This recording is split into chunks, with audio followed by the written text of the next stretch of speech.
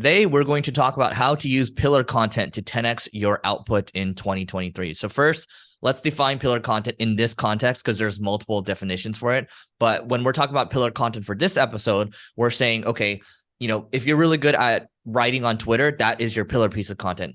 Now, if you're really good at podcasting, then let's say Joe Rogan, for example, that's his pillar piece of content. What we're talking about in terms of 10xing your output is remixing that content. Let's say that 3-hour episode can be cut up, can be, put onto a blog post, can be put onto LinkedIn and things like that. So we're going to talk about that kind of content sprouting strategy in this episode. That way you can get the most bang from your buck out of all the effort that you're putting in. And as an example, this podcast, at each session, Neil and I will record. It takes about an hour or so, but we want to make the most out of that, right? So we're going to talk about what we've done and also what we plan on doing in the future. So Neil, you want to go first? Actually, quick question for you. How many pillar pieces of content do you guys create on a monthly basis? Like original? Uh-huh. So, okay, let's count this podcast as well, right? So let's say this podcast, we pump out like 20 a month. And then my videos, But 30 a month. We actually create 30. Well, okay, technically 30. Okay, so let's say 30. And then there's 3 YouTube videos, long form YouTube videos that come out a week. So that's 12, right? And then there's like a shorts that comes out like every day or so. So it starts to add up. And then our blog post, there's like 8 new ones a month. But that's just content, right? I'm assuming they're not all pillar pieces of content, like the shorts. Sorry, let's eliminate the shorts. Yeah, so the ones I said before, those would be the originals, so to speak. Yeah, and then that's not including like originals because I write originals on LinkedIn and Twitter as well. So let's just add in like another 20 there. You use AI to write the originals, or are you doing it manually? Manually. Cool.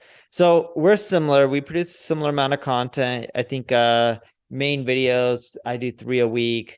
Blog posts, call it 1 main new blog post a week. That's pillar. Podcasting episodes, I got 30.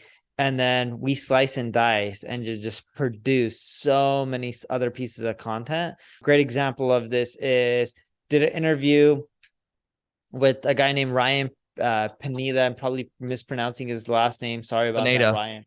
Pineda. And my team will take it up and create like maybe 6 or 7 other pieces of content just from that main interview. And when we do that for everything, it's just like for every 1 piece of content that we create, I know this title is like 10xing your output. We don't really get 10x. We probably get 3-4x realistically.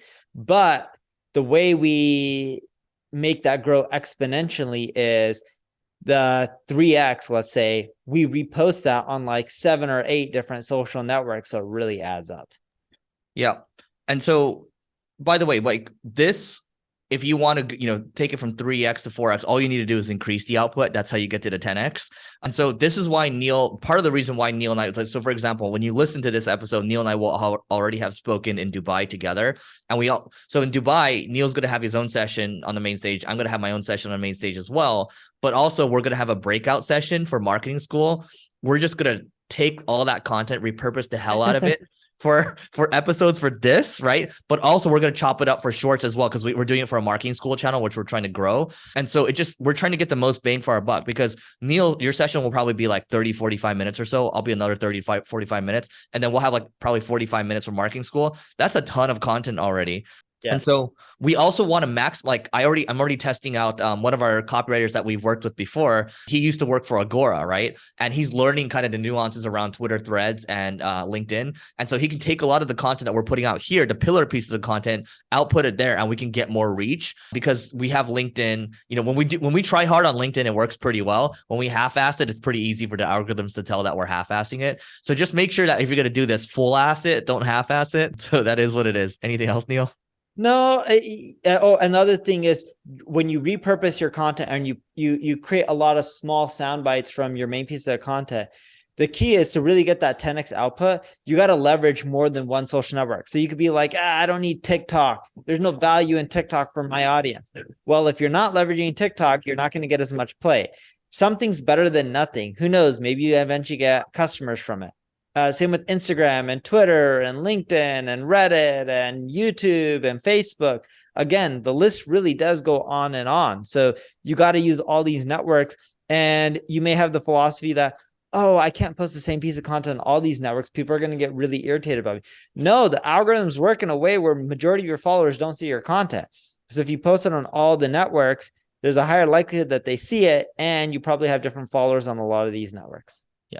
If you want a good example of this, so Vanessa Lau does a really good a good job of repurposing all her content. So if you follow her on YouTube, then she'll see that she has writers. She does a really good job with the Instagram repurposing. I just don't have the time for that. Neil has someone that works on his Instagram, but it's we're just not at the level that she's at with her stuff, where she's like layering on a bunch of things, and her stories have like she's recording herself working throughout the day. Like that's all great stuff, and I wish we could do it, but maybe we're just too old now.